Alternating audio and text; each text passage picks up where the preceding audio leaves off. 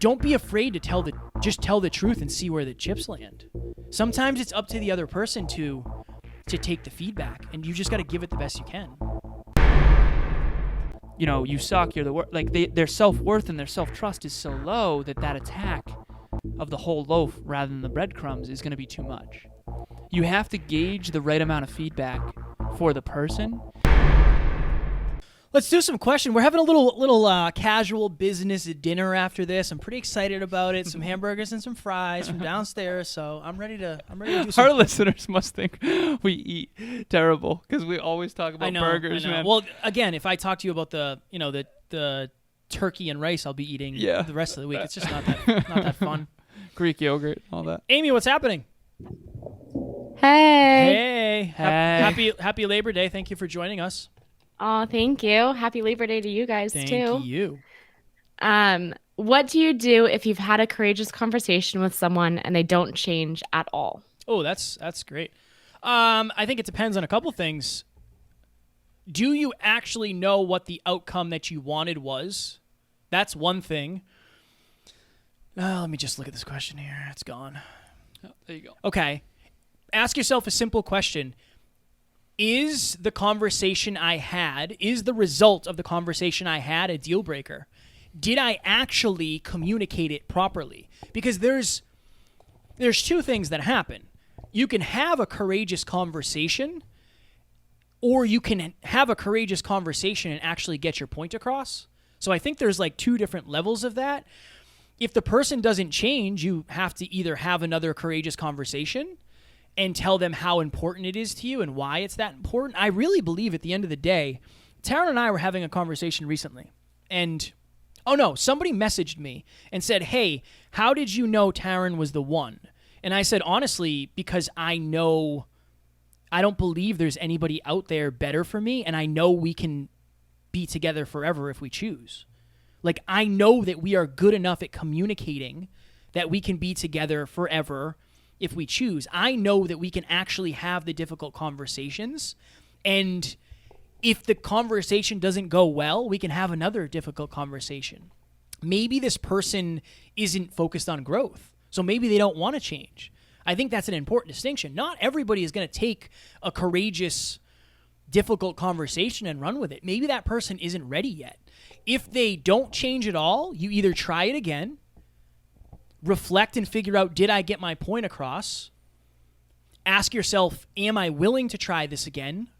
Is this a deal breaker? Or I did my due diligence, I don't feel like it's worth it.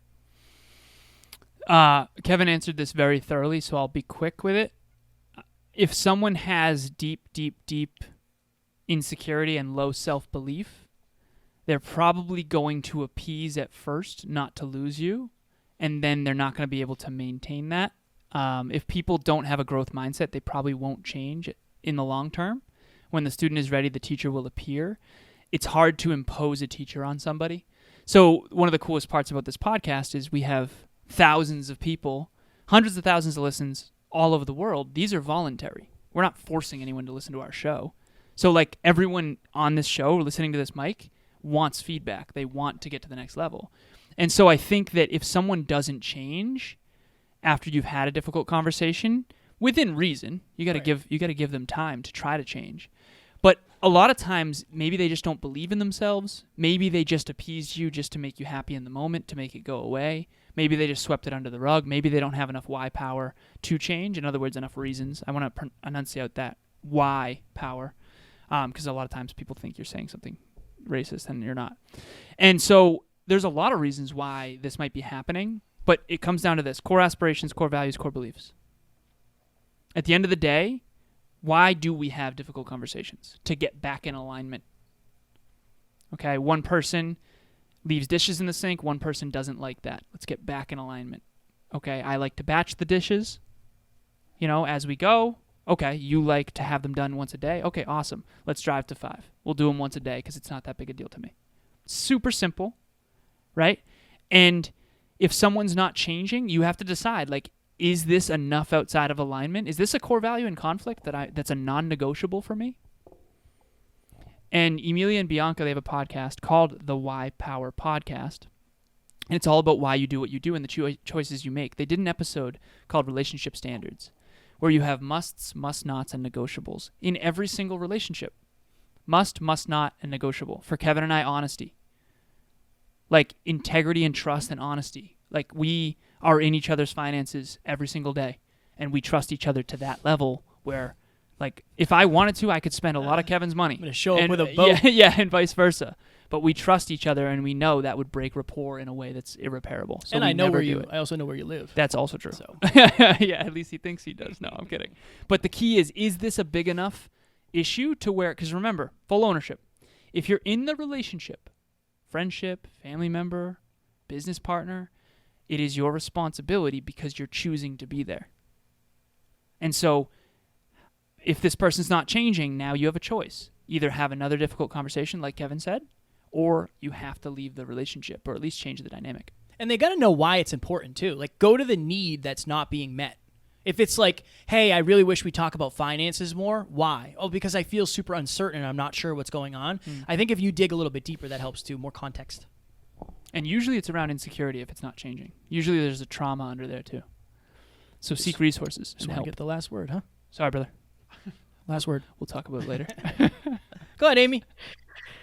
How do you set the stage, even after leading with praise, to have a difficult conversation? Well, I'll let Alan take that one. You say, we need to talk harshly. I'm kidding. I would say, I hope you know how much you mean to me. I'm not trying to attack you here. We are good. I just want to give you reassurance. We're good. But I would love to rumble.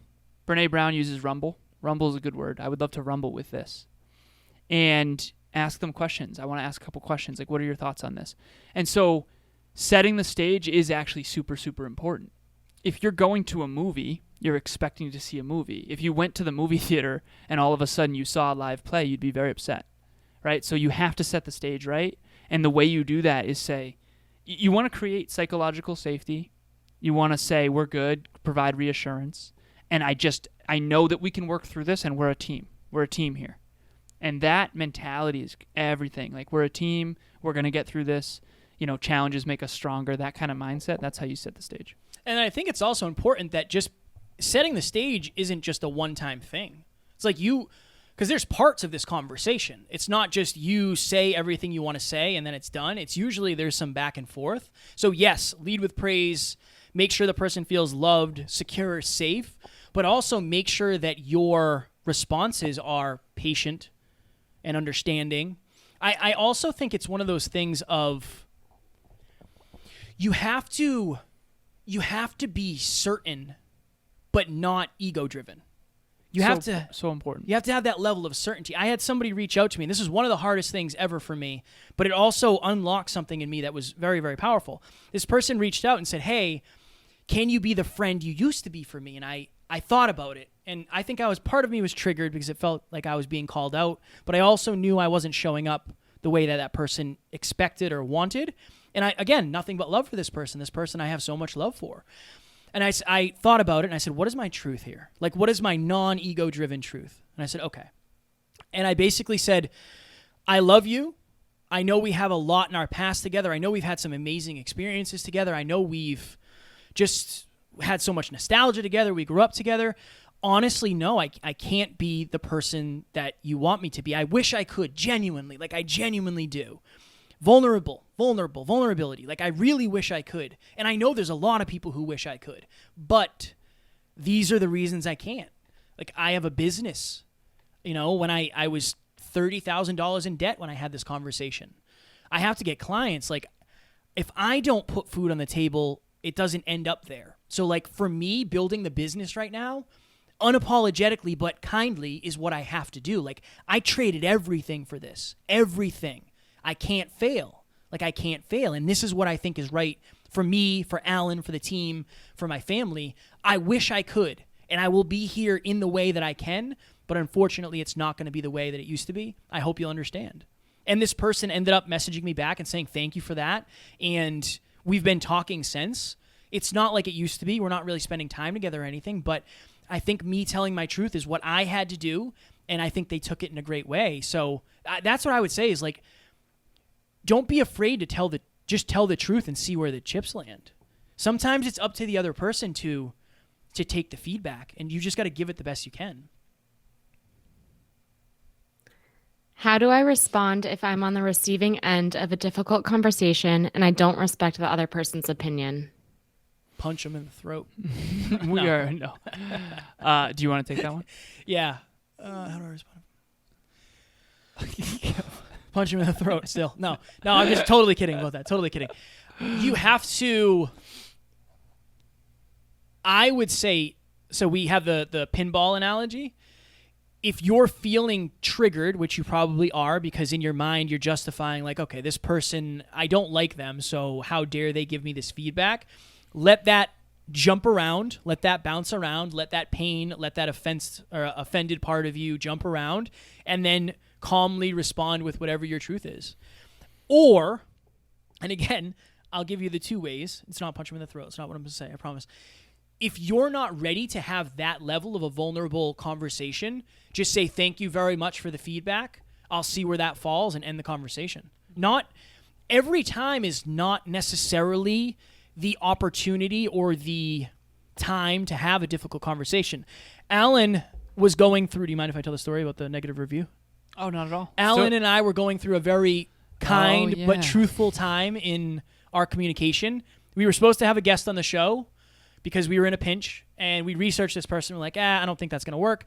We sent him a heart-driven, genuine, honest, like, hey, we jeffed you. We were in a pinch. We should have done more research. We're sorry for wasting your time. We shouldn't have done this. It's not a good fit. It's not a good fit. Like, just being honest. And this person actually left us a bad review, a negative review, said, like, these guys are fake. They don't know what they're talking about. He's never listened to the show, so he doesn't know that. But sometimes if you try to have a difficult conversation with somebody who's not ready, it doesn't go so well. So if you feel like you're on the receiving end and you can have an honest back and forth, do it. If not, sometimes you just tuck your tail, say thank you so much for the feedback, I'll see where it lands, and go.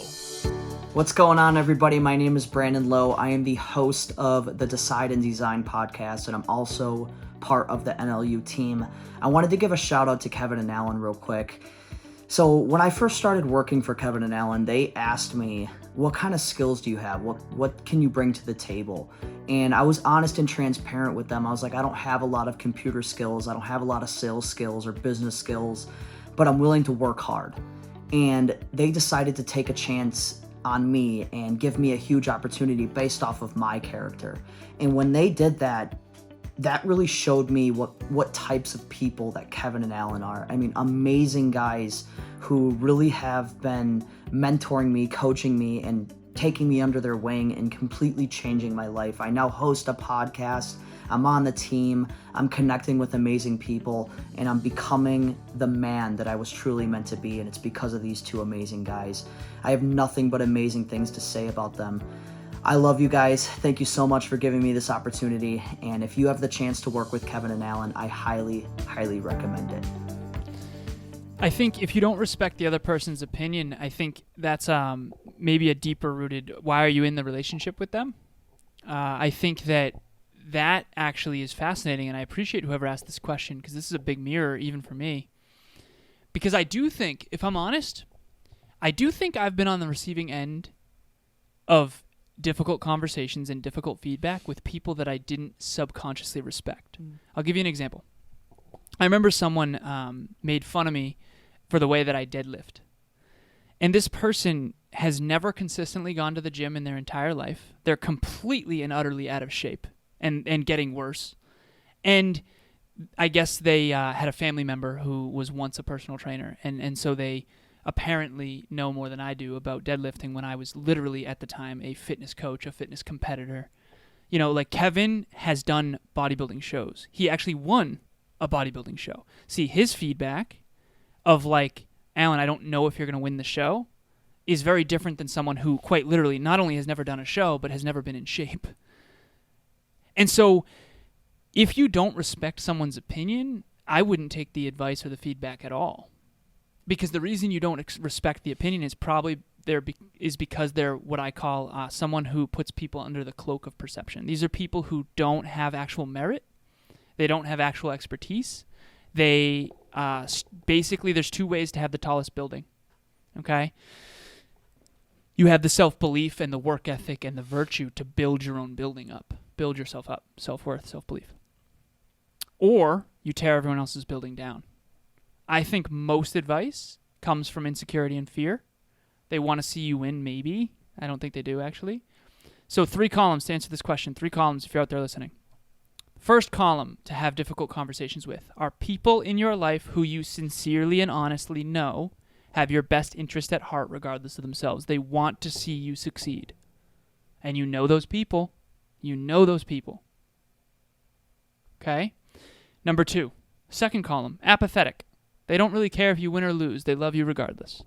They're not there. They don't love you because of your genius zone or your dreams. They love whoever you are. Right now. They love you for the now. They don't really care if you win, but they're not taking wind out of your sails, but they're not pouring wind into it either. And then the third column, this is the type that I think this person's asking.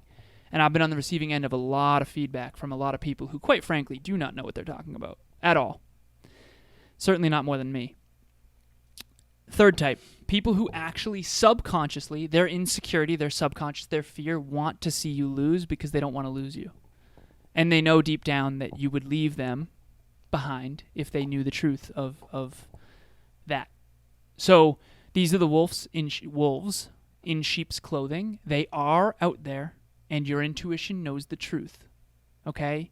Maybe consciously they want to root for you, but their subconscious wants you to lose, and they want to see you lose. And you guys know that this is true. So if that's the case and you don't respect their opinion, I would question why you're in a relationship and what's the type of relationship.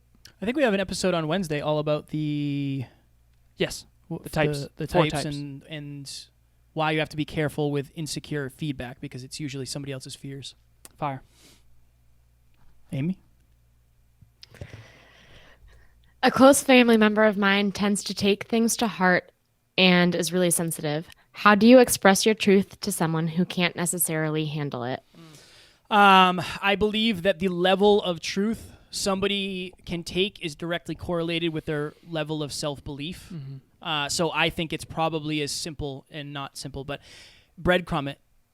This is why it's so important to have proactive. It's like, I think what happens, and this is what happens to me, is when I get the courage to express a truth, I throw it all at once. It's almost like you don't need a slice of pizza. I'm going to give you the whole pizza because I'm ready to give you the whole pizza and you got to be ready to eat the whole pizza. Oh, yeah. Where if you just breadcrumb it a little bit, it might not even seem like you're giving feedback, but if it's 1% more than it was last time, that person, it might be 40% for that person. So I would say minimize and breadcrumb and just plan on playing the long game when it comes to that. And also ask yourself, on a scale of 1 to 10, how much belief does this person have versus how much truth am I going to give them? I mean, think about it. When say you have a child in kindergarten and they come home, you do not tell them their finger painting sucks, even if it looks like, it's just terrible. You just say like, oh, that's awesome. Like, good for you. You did a great job. 10 years from then, when they have more belief in themselves, you can say like, this is what I would do to make it a little bit better. So that's what I would say. Just depending on the amount of belief they have, give them an aligned amount of feedback, truth. Yeah, absolutely. If someone can't handle it, just understand, like Kevin said, there's a deep lack of self-belief. Remember this, if someone doesn't believe in their own ability to change, they're not going to ever want feedback. They're never going to, their self-trust is really, really low. We've all done this. Okay, how many people out there right now listening, just think about this. How many times have you let yourself down in fitness? Like, I know some people who have let themselves down over, I'm going on a diet. Oh, failed the diet. Oh, going on a diet. Oh, failed the diet. They have no self-trust. Eventually, they stop even trying. So then all of a sudden, if you come out and say, hey, you've never succeeded in fitness, you suck, you're the worst.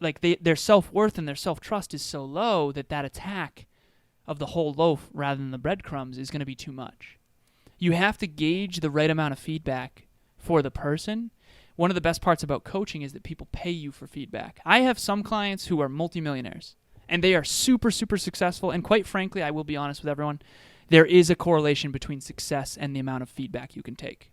There's a direct correlation, actually. And some of my clients are much earlier on and they can't handle as much. They have delicate sensibility, okay? They have less self-belief, less self-worth, less reps, okay? They can't squat 500 pounds of truth. They can only squat 200 pounds of truth. Just like you're going to treat a second grader a little different than someone in 12th grade, as you should, by the way. One of the reasons I went to WPI is the standards. I went from one of the smartest kids in my entire high school, mathematically and intellectually, to one of the regular people. Like, I remember being like, oh my God, everyone here is a genius. It's a bigger pond. I went from the pond of Uxbridge to the ocean, of WPI, which is kind of like a mini MIT for those of you who don't know. And so I got a lot of truth at once. My first engineering class, I failed. I got what's called an NR, no record. Spent all that money, no record. First class, failed. Ended up graduating with high distinction because after that I found the smartest people I could and did everything I could to succeed. Just understand that was a lot of feedback, just like me stepping on stage, getting all that feedback at once. You don't want to cause trauma. Trauma is too much feedback at once. Someone gets in a car accident, they have PTSD, post-traumatic stress disorder, too much feedback at once. Versus someone who is training for a race car driver and you actually hit bumps proactively to learn how to handle when you're going to crash. And so that's the analogy I would use, is like you have to make sure you understand where the person actually is. Just remember, most people are not most people. Some people have a deflated view of self. Some people have an inflated view of self. I made this mistake a bunch, and then we'll go. I know we got to go. When people are around me, they mirror me. And this is a natural human tendency. And if I have high self-confidence and high self-belief, people around me appear to me to have tons of self-confidence and self-belief because they're mirroring me. So I think they can handle more than they can, and then I give them more truth than they can handle, and then they resent me later and make me a villain. And so it's just really important to understand that you're being mirrored. If you have very low self-belief and very low self-value and you and I get in a room, you're probably going to think on some subconscious level that I have less belief than I really do, because I'm not going to overwhelm you with my belief and start talking about all the dreams I have. But the same is the opposite. You're probably going to pretend to have more self-belief than you really have. So you have to be careful of people trying to synchronize and how much truth you can give somebody. Boom! Amy, thank you as always. Ladies and gentlemen, we are going to eat burgers now. Oh, yeah? Also, tomorrow, group coaching, group number 4 starts 6 p.m.? Yes. 6 p.m. Eastern Standard Time, same time as this. Couple spots left. Seriously, apply right now because we will be filling this completely by tomorrow without a question. So please apply right now. It's literally $97 a month. You'll be on a peak performing team. I mean, it's going to be unbelievable. If you want focus, if you want clarity, if you want to finally have a tracking system that will help you get to your goals, if you feel lost and confused right now, this will help you get on track. And we have 30 people who have graduated from group coaching who would attest to that. Boom. Ladies and gentlemen, as always, we love you. We will talk to you all tomorrow if you're listening to this either live or the replay. And as always, we do not have fans. We have family. We love you. Talk to you soon. Bye. Thank you, Amy.